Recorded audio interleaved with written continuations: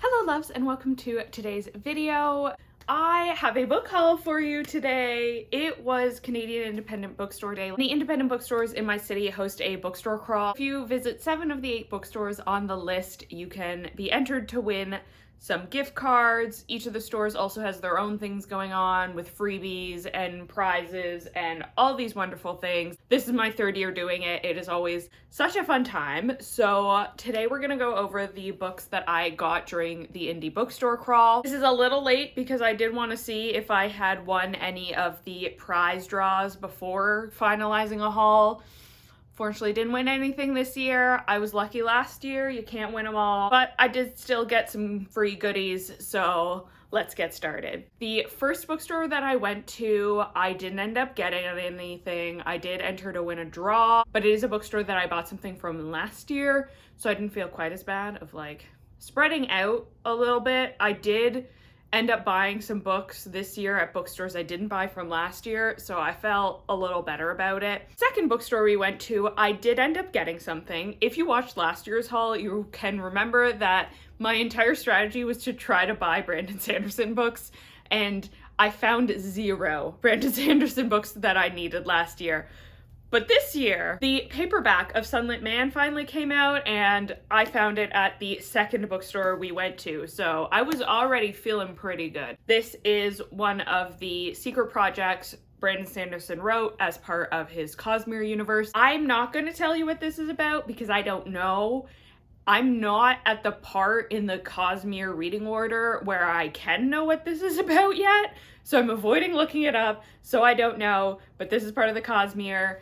Even though I can't read it yet, I'm trying to buy these paperback editions as they come out because it is the same type that I have of Trust of the Emerald Sea. I wanted to make sure by the time I do get around to reading this, it matches the ones on my shelves and they haven't like re-released a different edition of it. At the bookstore that I bought Sunlit Man at, they were also doing blind date with a book grab bags. They had little like paper wrapped books and you didn't know what was inside of it until you had left the store and unwrapped it. The one that I chose, I think said cult historical fantasy. So when I opened it, I got The Invisible Hour by Alice Hoffman.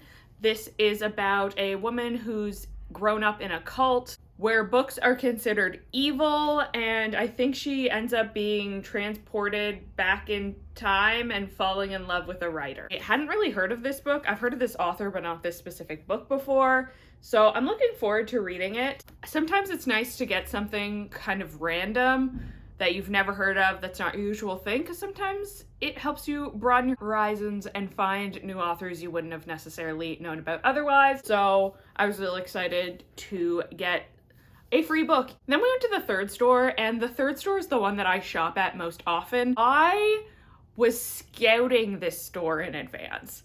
This is the 3rd year they've done the bookstore crawl. I had a list of things that I wanted to pick up during the bookstore crawl, so I maybe checked this store to see what they had in advance and planned it to be on the first day of our itinerary, so I knew what they had in stock and hopefully nothing had sold out in like the few hours before we got there. Both of the books that I had scouted out in advance were still available when I got there, so I got to cross off 2 books that were high on my list of priorities to buy. First is American Rapture by C.J. Lead. I have already read this, so this doesn't add to my TBR count, luckily. This is about a teenage girl who has grown up in a really sheltered Catholic family. Like, she's not even allowed to watch the news because that's too scandalous. And this comes into play when a plague starts spreading and she doesn't know anything about it because her parents keep her so sheltered and in the dark until her parents catch this plague. So she finds out in a very dramatic fashion that this plague is like a zombie virus,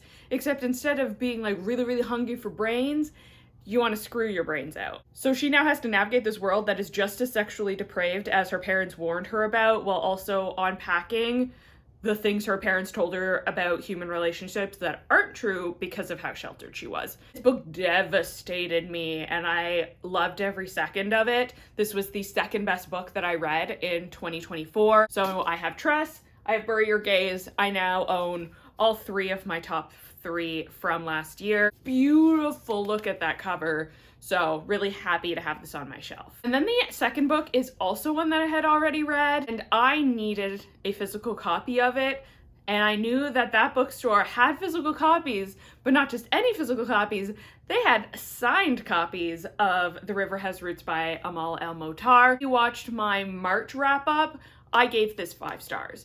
This was such a beautiful experience on audiobook. Even though I own the physical, I still recommend the audiobook because it has songs in it. Were composed by the author and her sister. This is about 2 sisters, which makes it appropriate, who come from this family who is like contractually obligated to sing to the willows to help the forest grow. And then one of the sisters falls in love with someone on the other side of fairy, like the other side of the forest. And this is such classic fairy tale, so beautifully written. And I needed a physical copy of this, even though the audiobook is an amazing experience, because 1, the cover, 2, the shiny chicken underneath the desk jacket, and then there are like woodcut paintings throughout the book, which is just so beautiful. So a beautiful signed copy of it, and I'm really excited to have a physical copy of this. I kind of want to do a reread of this with the audiobook and the physical book in front of me, but highly recommend this book and very excited to add it to my shelf.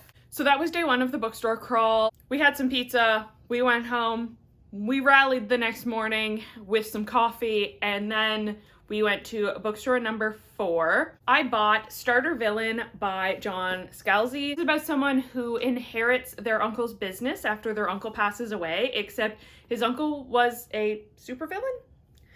And from what I know about this is that there's talking cats. That's all I needed to know.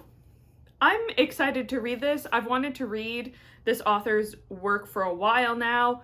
This one seems like a good entry point because I've heard some really good things about it. Oh, look at the kitty. He's so cute. So I'm excited to read that. This store also did some blind date with the books, so I got 2 more books from them. This one was books that Wednesday Addams would read. I really wanted the one that said horror thriller on it, but while I was in line trying to pay for Starter Villain, someone else nabbed that one. So this was my second choice of book bundle. So the first one, do I have to censor this cover? We'll just try. I took this out of the bag. I'm like, what the heck is this? So this is Paradise Logic by Sophie Kemp. Quite the cover. This is about some 23-year-old who is going on a quest to become the best girlfriend ever. I think it's a satire. I'm very hesitant based on the cover, but I am still gonna read this. We'll see how that goes. The other one that was in it, though, was The Manor of Dreams by Christina Lee. This one is about this famous actress who passes away, and there is a dispute between the 2 different sides of the family as to who owns the home. So both families move in to stake their claim, and this is a gothic horror, so told in dual timelines spanning 3 generations and brimming with romance, betrayal, ambition, and sacrifice. The Manor of Dreams is a thrilling family gothic that examines the true cost of the American dream. This cover's really pretty. The shock and whiplash I got between the cover of the previous one and then this one, shocking. This one does sound pretty good, and I hadn't heard of it before. I don't think I've seen anyone talk about this one before, so I'm excited to read it. The next bookstore that we went to is also one that I will shop at fairly often. Had gone there a few weeks prior, so kind of had a feel for what they had in stock. They didn't really have anything from my like top priority list in stock. And I did set a budget, to be clear. I set a budget of $150. And by the end of the weekend, I had like 82 cents left in that $150 budget. So this was the last book that I purchased, which was The Mountain in the Sea by Ray Naylor. This is about a tech company which has closed off this area of the ocean for research because they detected some kind of weird signal. And so a marine biologist came to research what is going on with the octopuses, a near-future thriller, a mediation on the nature of consciousness, and an ecological call to arms. I bought this because I love the cover. This has been on my TBR for a very long time just because I'm obsessed with this cover. So it also has sprayed edges, which I didn't know when I put it on my TBR.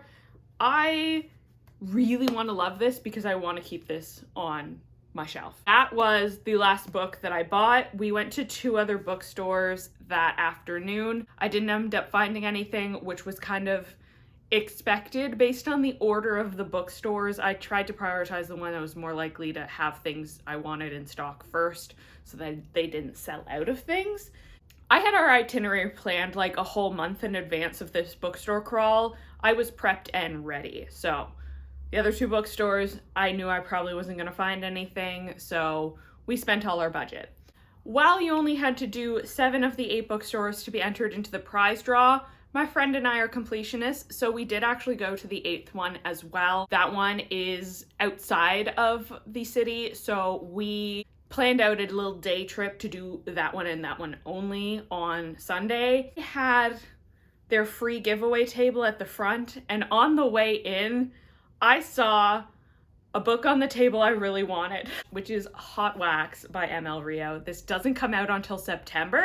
This is about a main character who in the late 80s would travel around with her father's rock band, and then in 2018, she now is on the run. It is a raucous breakneck ride to hell and back where getting lost might be the only way to find yourself and save your soul. That sounds awesome. This cover is really cool. I was going to read this when it comes out in September, and now I have an arc of it.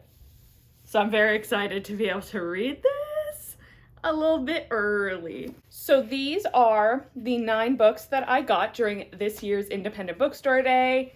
I stuck to my budget. I got some books that were very highly on my list in terms of ones I wanted to add to my shelves. And I got some free stuff, which is always fun. I hope you enjoyed. Let me know in the comments down below if you bought anything during Independent Bookstore Day. I think the Canadian one is the same day as the American one.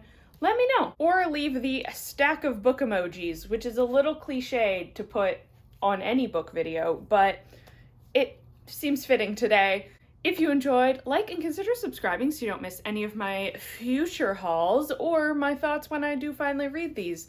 There is a link in the description to my Goodreads and my Instagram if you want some sneak previews on what I read throughout the month.